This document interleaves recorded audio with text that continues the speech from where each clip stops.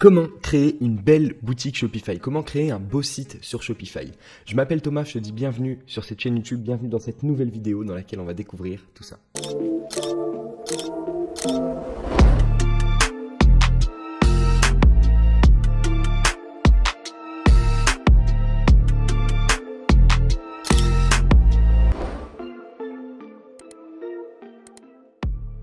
Si tu ne me connais pas, j'ai deux activités principales. Mon activité de prestataire dans laquelle j'ai créé des dizaines de boutiques Shopify qui sont complètement uniques, avec une belle expérience utilisateur et vraiment quelque chose qui est propre à la marque avec un branding poussé.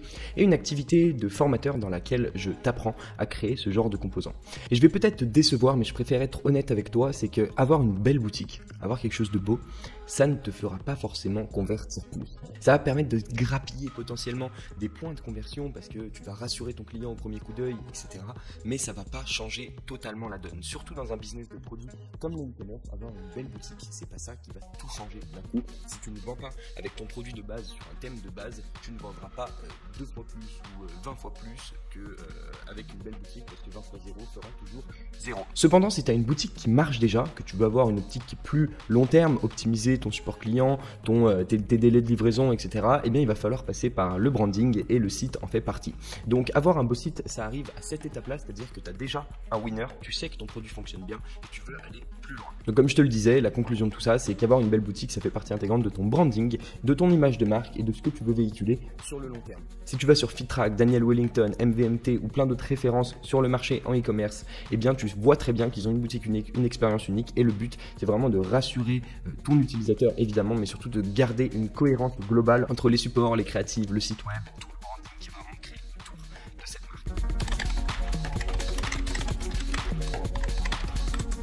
Alors la première étape et l'étape fondamentale pour créer une belle boutique sur Shopify, c'est de ne rien inventer. En effet, il y a des tonnes et des tonnes de boutiques qui ont déjà fait le boulot à ta place. C'est-à-dire qu'ils ont fait des tests AB, ils ont pris des décisions en fonction des données qu'ils avaient reçues sur ton site. Et toi, si à l'heure actuelle, eh bien, tu n'as pas forcément les moyens de faire des tonnes de tests AB pour tester une seule fonctionnalité, voir la pertinence de cette fonctionnalité, alors inspire-toi de ce qui existe et de ce qui marche déjà.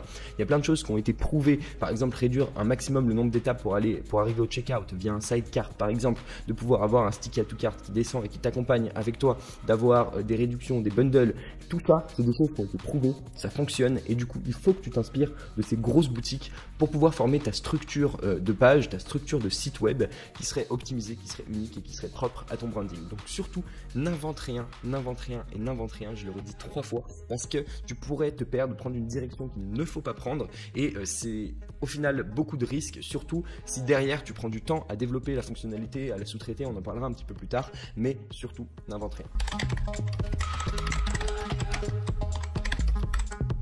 La deuxième étape, c'est une fois que tu as sourcé un petit peu toutes les fonctionnalités qui sont les plus importantes à intégrer absolument sur ta boutique, il va falloir faire un design, préparer un petit peu tout ce que tu veux modifier. Donc moi je te conseille de faire des maquettes, c'est vraiment le truc qui est incroyable. Quand tu vas passer au développement ou quand tu vas fournir tes besoins à une agence ou à n'importe quel freelance qui va s'en occuper à ta place, donc si tu as du budget et que tu n'as pas beaucoup de temps, tu peux le sous-traiter. Si tu as du temps et pas beaucoup de budget, eh bien, tu peux le faire par toi-même. On en parlera vraiment dans l'étape d'après. Cette étape est vraiment consacrée au fait de comprendre, cerner tes besoins et de vraiment lister ce que tu veux et de pouvoir le retravailler. Ça prend bien moins de temps d'agencer, de modifier une maquette que d'agencer et de modifier un site. Donc fais bien attention à ça. Une fois que tu as passé la première étape, que tu comprends qu'il ne faut rien inventer, tu vas te diriger sur toutes les boutiques, les références du marché, récupérer un petit peu les éléments qui, selon toi, sont les plus pertinents par rapport à ta niche, ton marché, ton produit, etc.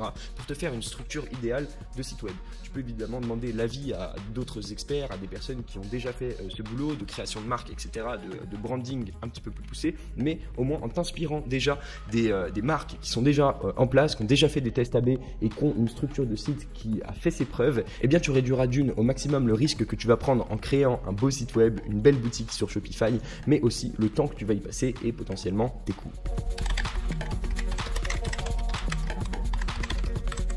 La troisième étape, c'est forme-toi ou sous-traite tes besoins. Donc évidemment, si ta boutique tourne, tu vas continuer à laisser tourner ta boutique. Tu vas pas faire ça en production, on appelle ça faire des modifications quand ta boutique, sur une boutique qui tourne déjà. Fais-le à part, travaille ta boutique sur un thème qui n'est pas publié ou sur une autre boutique que tu peux publier tout de suite.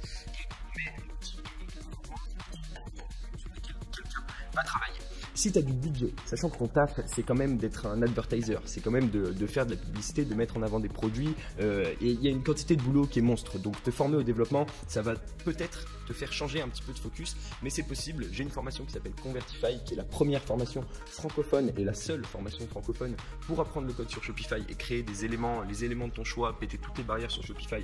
Tu peux en savoir plus sur le lien qui est dans cette vidéo, ou sinon tu peux sous-traiter ces besoins. C'est là où l'étape 2 est hyper importante parce que tu as cerné tes besoins, tu sais exactement ce que tu veux, et donc après tu demandes un devis à une agence ou à mon agence, peu importe. Le but c'est pas que tu passes par moi pour te former ou pour sous-traiter. Le but c'est que tu comprennes comment fonctionne tout ce process pour créer une vraie belle boutique, mais il faut surtout que tu comprennes que c'est pas dans un step de testing, c'est vraiment à l'étape d'après, quand tu as vraiment trouvé ton winner, que tu as envie d'aller plus loin et d'optimiser tout ce qu'il y a à optimiser. Donc tu as déjà scalé, tu sais que ton produit fonctionne, que c'est pas une tendance, que tu peux le garder sur le long terme. C'est vraiment à ce moment-là tu vas te poser cette question et pas avant. Donc voilà, je me mets potentiellement des prospects à dos, mais sache que dans une première étape, dans la première phase de ton activité qui est le test du produit, et surtout dans un business de produit, si tu n'es pas sûr que ton produit fonctionne et que c'est un super winner, ne fais surtout pas ça. Concentre-toi sur la publicité et sur tout le reste. Bref, je ne vais pas t'apprendre ton boulot et on va continuer vers les étapes suivantes.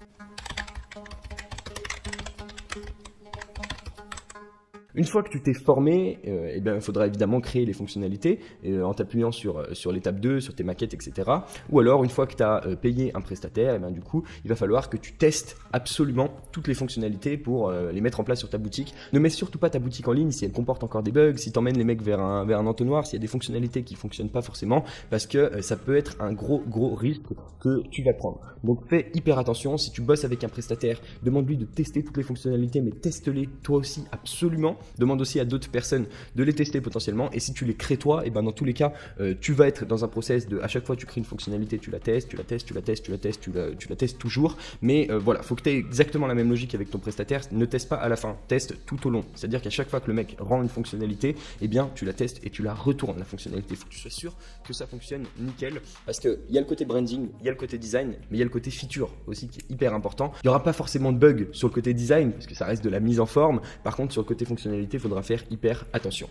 Donc teste, optimise en fonction de ce que tu vois, parce que évidemment d'une maquette à quelque chose de réel, tu vas peut-être avoir d'autres idées, d'autres choses qui vont te venir en tête. Donc n'hésite pas, une fois que tu as testé, et si tu as d'autres idées, à optimiser encore le résultat final. Et à la fin, la dernière étape, c'est mettre ton site en ligne et fais de l'argent. Continue, inspire-toi du branding, de la charte que tu as construit. Garde cette même identité dans tes créatifs, donc dans tes publicités, dans tes emails. Crée un vrai branding autour de ta marque, sur tes signatures de mail, sur tout ce que tu vas utiliser. Réutilise les couleurs. Bon, tu connais sûrement Fitrack, ils ont un vert qui est assez pétant, et peu importe où tu scrolles, que tu sois sur Snapchat, sur Facebook, sur Google, n'importe où, quand tu vois ce vert, tu sais que c'est Fitrack. Et il faut que tu génères un petit peu cette même impression chez ton utilisateur à la fin, quand il va reconnaître ta couleur, ta marque ou la petite chose qui est différenciante dans ton branding, il va te reconnaître, peu importe le support sur lequel il se trouve, que ce soit sur YouTube, peu importe, et évidemment quand il arrive sur ton site web. Donc le but, c'est vraiment d'avoir une énorme image de marque, d'être présent partout, parce que tout est lié, ton acquisition de trafic, ton site web, ton funnel, tes emails, n'importe quoi. Et le but de brander quelque chose, c'est surtout d'être dans une optique long terme, mais de rester dans la tête de tes prospects en continu. C'est-à-dire que limite, même ils se baladent dehors, ils voient la même couleur que ta charte graphique, ils vont penser à toi directement. Il faut que tu sois présent à l'intérieur d'eux, et c'est la force du branding. C'est pour ça qu'on utilise ça, et c'est pour ça qu'on crée des belles boutiques. Alors dans un premier temps, je tiens à te le redire, ne crée pas une belle boutique. Ton but, c'est de tester ton produit, et dès que tu as un produit winner, que tu veux aller plus loin et le pérenniser, cette vidéo rentrera en compte. Donc n'hésite pas à la revoir, n'hésite pas à me dire dans les commentaires si tu as des questions, si tu trouves ce contenu cohérent, et évidemment si c'est le cas, je t'invite à mettre un petit pouce bleu, à t'abonner, et on se retrouve dans une prochaine vidéo. À très bientôt.